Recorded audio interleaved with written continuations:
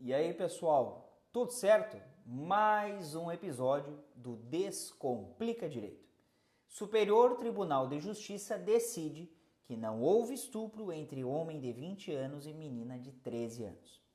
O título por si só remete ao entendimento raso acerca do caso concreto. Por isso, aqui neste vídeo, vamos esmiuçar esse julgado com uma breve análise.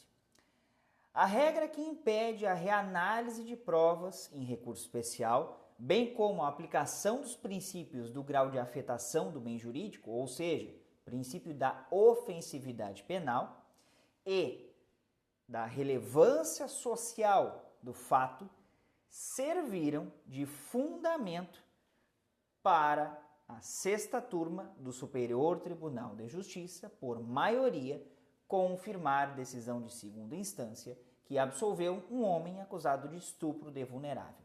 Aos 20 anos, ele namorou uma menina de 13 anos e 8 meses de idade e manteve relações sexuais com ela.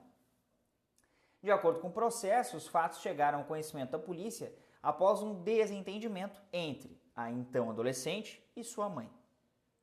A genitora alegou que havia concordado inicialmente com o namoro, mas que depois, sem sua autorização, a filha deixou o lar para morar com o namorado.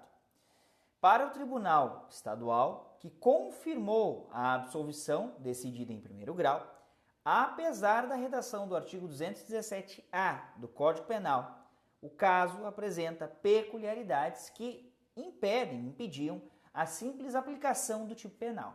Segundo o tribunal, não existem elementos no processo que indiquem ou indicassem que o acusado teria se aproveitado da idade da adolescente ou de sua suposta vulnerabilidade.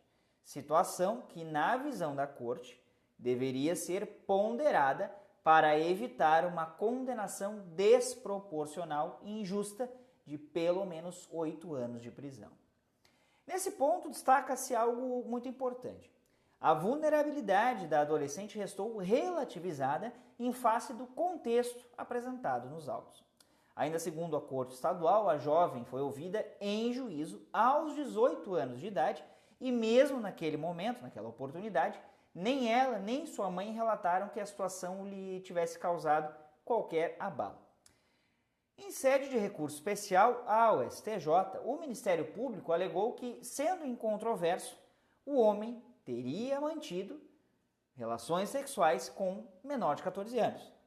E não haveria dúvidas sobre a configuração do crime de estupro de vulnerável, independentemente do consentimento da vítima e de sua responsável legal.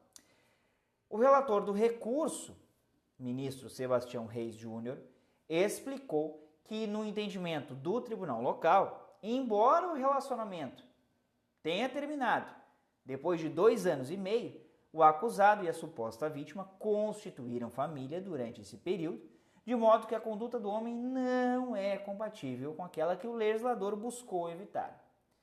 Na visão do ministro, para rever os fundamentos da decisão do Tribunal Estadual quanto à falta de elementos suficientes para justificar a condenação do réu, seria necessário reexaminar fatos e provas do processo, medida que o STJ não admite no julgamento de recurso especial, conforme estabelecido na súmula 7. O relator também citou o precedente da Corte Cidadã no sentido de que, para um fato ser considerado penalmente relevante, não basta a sua mera adequação à descrição legal do crime. É necessário avaliar os aspectos como extensão da lesão causada ao bem jurídico tutelado pela legislação, com o objetivo de verificar se há necessidade e merecimento da sanção. Ao divergir do relator, o ministro Rogério Schietti considerou que a posição do Tribunal de Segunda Instância violou o que está estabelecido lá no artigo 217-A do Código Penal, na medida em que não se apontou que a intenção do réu não foi a de manter relações sexuais com pessoa menor de 14 anos. O ministro Schietti lembrou que, nos termos da súmula 593 do próprio STJ, o crime de estupro de vulnerável se configura com a prática de qualquer ato sexual com menor de 14 anos, sendo irrelevante tenha tido consentimento da vítima, se tem experiência sexual anterior ou mesmo a relação anterior, de existência de relacionamento amoroso com o agente. Ainda, a situação dos autos indica uma tentativa de restabelecer a antiga jurisprudência que delegava à justiça a avaliação subjetiva sobre a vulnerabilidade da vítima, tomando como referência o comportamento dela e do suposto agressor.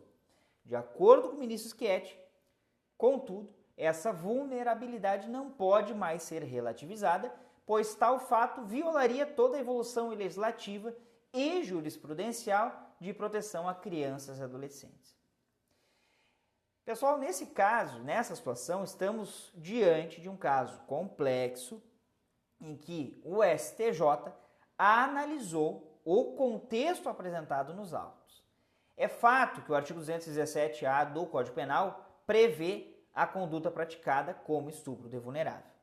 No entanto, como salientado pelo ministro relator, há de se levar em conta não apenas o tipo penal existente e ao qual se adequaria a conduta praticada, mas se houve ou não lesão ao bem jurídico protegido pela norma, ou seja, se houve ofensividade.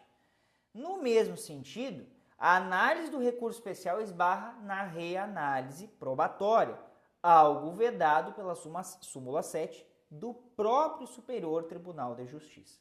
Então, vejam que muitas vezes a manchete engana.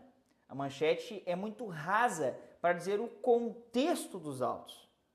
Evidentemente que vocês podem discordar, dizendo que, mas que absurdo, isso é um crime intolerável, é estupro de vulnerável. Ok. Pode haver a divergência e as opiniões são particulares. Porém, no caso concreto, foi esse o entendimento do STJ e mesmo que, não se esqueçam, isso foi decidido lá atrás, já em primeiro grau, em segundo grau e foi reafirmado em terceiro grau, ou seja, numa terceira instância, no STJ. O que talvez nem devesse ter chegado à análise do STJ, porque a própria súmula 7, que é um filtro para a questão de recursos especiais, barraria esse tipo de recurso na Corte Cidadã, ou seja, no STJ. Então, interessante caso aí para análise. Certo, pessoal? Não se esqueçam de se inscrever no canal, deixem like, comentem e compartilhem o conteúdo. Também nos sigam lá no @descomplicadireito01 no Instagram, no formato podcast, no Spotify e em outras plataformas de áudio e música. E também se inscrevam nos nossos canais do Telegram e do WhatsApp. Certo? Era isso por hoje. Um abraço a todos e todas e até mais.